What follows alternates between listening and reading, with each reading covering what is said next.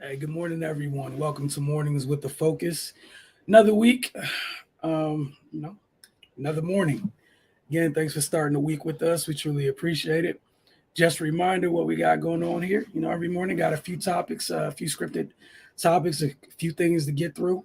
Typically on what happens in sports the night before, any big headlines that we deem important enough to add to our list to start the list of topics to start the day. That said, you guys tune in, use the comment section if you're in here, join the conversation that way. If there's certain things you guys want to talk about, it's like we did pretty much on Friday. I think we were in here for about an hour. We had Justin Walters from Sports Ruckus on talking, I think, NFL draft just a little bit, just talking receivers and whatnot. We had a couple folks in there commenting, and we were in here for about an hour or whatnot. But you guys kind of dictate the length of these shows each and every morning. So a couple things to get through this morning. We'll start. Look, it's draft day in the WNBA. Drafts tonight at 7 p.m. on ESPN. Just going to take a quick look at one of the most recent mock drafts on on WNBA.com. Pretty much it's like a composite mock draft with a couple folks from different outlets who have done mock drafts, and you see what the general consensus is. Again, if you're Washington Mystics fans, which is who we cover and have covered for the past five. We've covered them pretty much since Coach T started here. Pretty much.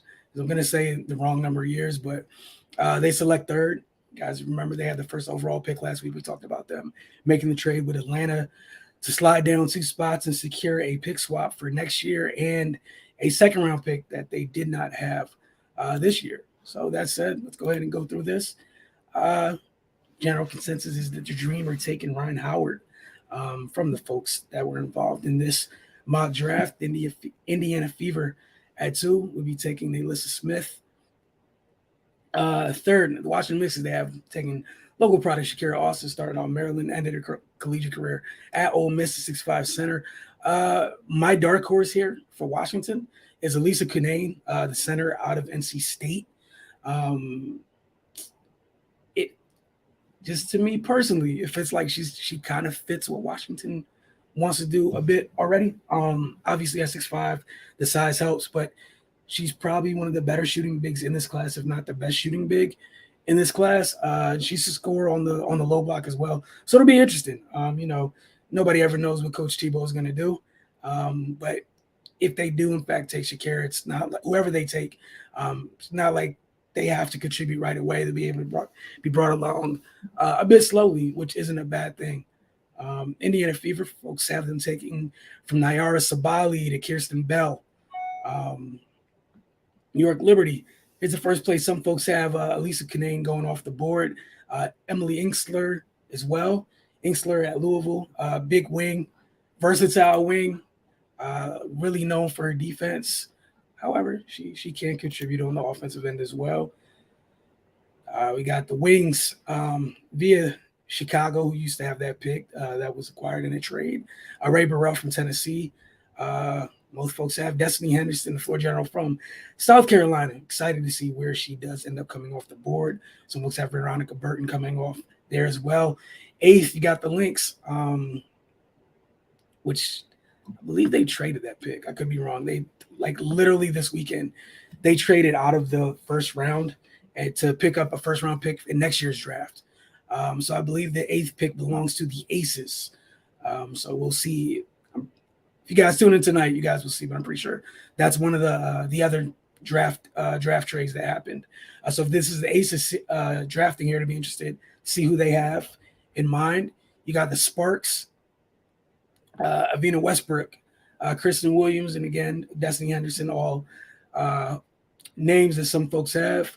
Indiana have no idea what they're doing. They've had a couple classes where the folks that they drafted have not made it, aren't on that roster anymore. They've had some changes in the front office, so I have no idea where they're going to go, but we will see. We got the Aces once again. Nas Hillman is very interesting because the only 31, if Nas Hillman was like 6'4", 6'5", we'd be talking about her way higher. She's a hell of a player, just a bit undersized to play the post in the W. But I think last week there was a pre-draft conference call, and one of the things Coach Tebow and I think Coach Quinn from Seattle were talking about with Nas is with somebody like that who's that much of a worker, you don't really worry about it. And they also kind of both agree that there's the things that she does well, she can help a team right away. But while she's doing that, she's definitely going to have to extend her range, work on extending her range a little bit. Maybe, being able to put the ball on the floor a little bit more as a undersized post. Last, we have the Connecticut Sun. They have several ways it could go. This is another one of those teams that's kind of stacks. We have no idea who they're going to pick. We'll find out when they make their selection, but they're not hurting from talent in the least bit. All right. The next thing we wanted to touch on this morning, after yesterday, where it seemed like every team in the NBA played, it was a very, very busy day in the league. We now know who's in the play-in, where they're seated, and we know the first round matchups for the NBA. So give me a second. Let me pull that up for you guys and go ahead and discuss that. Again, you guys, there's things you guys want to talk about this morning. Hop in the comment section. Let me know, and we'll get on that. All right, so here we go. Just as far as the play-in tournament goes. Oh, man, where are we going to start at? Okay, so I think tomorrow night, we got the 7-8 matchup out east. Cavaliers versus the Nets. The winner is the 7 seed. The loser plays the winner of the 9-10 matchup. So both in the Eastern and Western Conference, the 7-8 matchups take place tomorrow night. You got the Cavs, Nets, and then the Clippers and Wolves. On Wednesday night, you have the 9-10 matchups in the respective conferences, which is the Hornets and Hawks out east. Then you have the Spurs and the Pelicans out west. On Friday, this is pretty much to find out who has the AC, which is the winner is you got the winner of the 9-10 matchup taking on the loser of the 7-8 matchup. That said, this is how the first round matchups shake out. You got in the East, we got Miami. Where's this at? So sorry. We got Miami taking on the AC, which we'll find out the AC later this week. You got the Celtics taking on the 7 seed. That's the 2-7 matchup. The Bucks and the Bulls in the 3-6 matchup. And a very interesting matchup, the 4-5 in the East, where you have the Sixers and Raptors. One of the reasons this matchup became so much more intriguing is that Matisse Thybulle is ineligible for away games in this series, aka Toronto home games, because of his vaccination status. It's been reported that he's only received the 1 shot and hadn't went to get the 2nd shot and or the booster. So that is what makes him ineligible to participate in what would be games 3 and 4 in this series, because the Sixers are the 4, so they have home court advantage. So you got to keep that in mind for this series and what type of effect it's going to have. You got Joel. Just want to take a second, shout out Joel Embiid. Not even talk about the MVP or whatnot, but became the first center since Shaq to lead the league in scoring. So he won this year's scoring title. Shout out to Joel. Out west, you have the Suns taking on an A seed. I wish the very best to the A seed out west. The Suns are a flying death machine. It's not something. It's not one of those things where like out east, where you might have a chance, where the 7th or 8th might have a chance to do something. I don't see anybody in the 7th or 8th seed out west slowing down the Suns. The Grizzlies versus the 7 seed, again, flying death machine. I know they're young, but Memphis has been very, very good this year. They're the reason they're in the 2 spot, and they were as much time as they've had with John Morant missing this season. It didn't hurt them one bit. They won 20 something odd games in the games that he missed. The Warriors and Nuggets in the 3-6 matchup will be very fun. The Joker. It's going to be tough. They might be getting Jamal Murray back. We'll see what happens with that. And that's the other part of this that is very interesting. You got a couple teams who may be getting players back. You got the Clippers who just got Paul George back before the end of the regular season, which drastically changes how you look at the Clippers because they were without PG and Kawhi for damn near the entire year. But you get into the postseason, you have PG.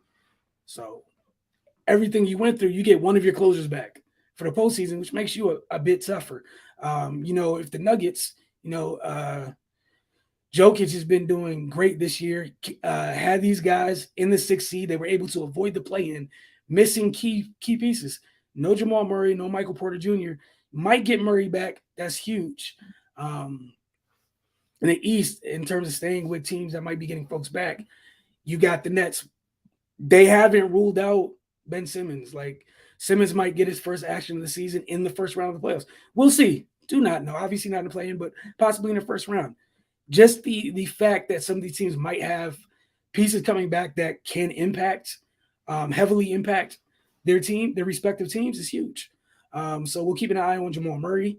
Kawhi. I don't think Kawhi has been completely ruled out this year yet. So we'll see. It should make the postseason that much more interesting. And then in the 4-5 matchup out west, we have the Mavs and the Jazz. Like, Luka suffered a calf injury yesterday, so that's going to make that a little tougher. The good thing for the Mavs is they're not in the play-in, so you don't need him right away. He has a few days, for round-the-clock treatment. Hopefully it's not that bad. I'm sure we'll get some news, some updates on that throughout the day today and later this week as they get closer to their first-round matchup in that series, and that's going to be a fun series too. The Jazz are kind of weird out west.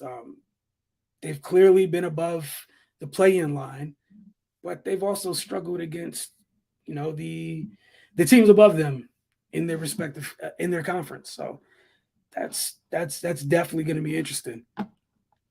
The other thing I wanted to talk about today, this weekend had a shock to everybody. But media as a whole just has to do a better job. It's not everybody. Some folks, I think there are folks that do a great job being responsible, understanding that there's a line between, the human being and then what they do in terms of their profession, their craft, or what have you. One thing can be critiqued. The other needs to be, it needs to be seen separate. If an athlete's struggling on the court, on the field, what have you, that's one thing that's something entirely different that's separate of what they're going through in, everyday life, the other part of their life. We had some very distasteful comments come out this weekend. Steelers quarterback Dwayne Haskins passed early Saturday morning. Adam Schefter and Gil Brandt acknowledged and discussed his passing in two different mediums. Yet both, going to call it what it is, were just disgusting. And how they went about it. There's a discussion to be had about how athletes are perceived and devalued by both fans and media alike.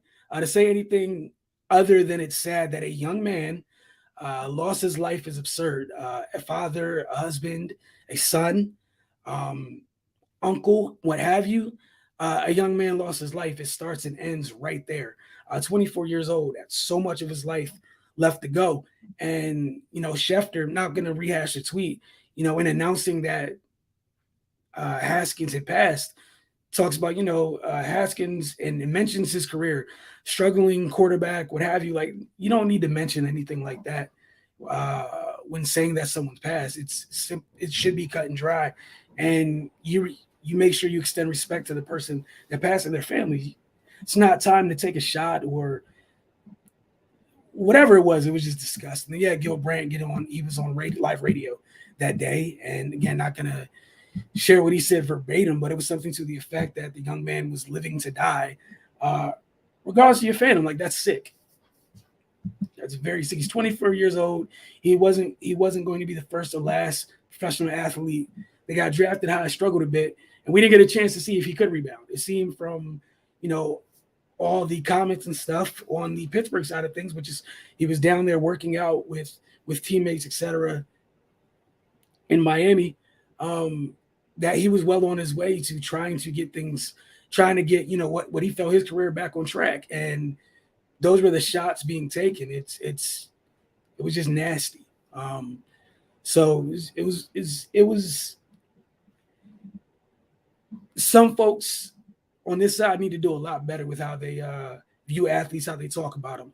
Again, you critique their play all day long, but separate from the human being. Like don't do what those two did, and then the apologies or what have you, or it just falls on deaf ears. Like I could care less. Both of you were you're grown men. You know exactly what you were saying at the time that you said it. No one forced you to say it. If you have like literally, it's corny, it's old school. If you have nothing nice to say, like just don't speak about it. And again, just want to make sure we take the time just to, wish his family well, extend prayers to his family. Got to be very, very tough times. That Dwayne Haskins is able to rest in peace and his family finds some peace amidst all this. But thank you guys for spending time this morning. If you guys give you guys a couple moments, if there's anything you guys want to talk about this morning, give you guys the opportunity to do so. If not, we will return tomorrow. And tomorrow, we'll have a lot more in terms of talking about where folks got selected in the WNBA draft, talk about their fit, if there's any more trades tonight as well. And then, maybe take some time, preview those play-in matchups a little bit more in depth tomorrow. Might have some more NFL topics as well. But again, appreciate you guys for tuning in. This is on the screen. It's open discussion. You guys have the opportunity to steer the discussion each and every morning. But thank you for spending time with us. It's been Mornings with the Focus. I'll see you guys same time tomorrow morning. Y'all have a good one.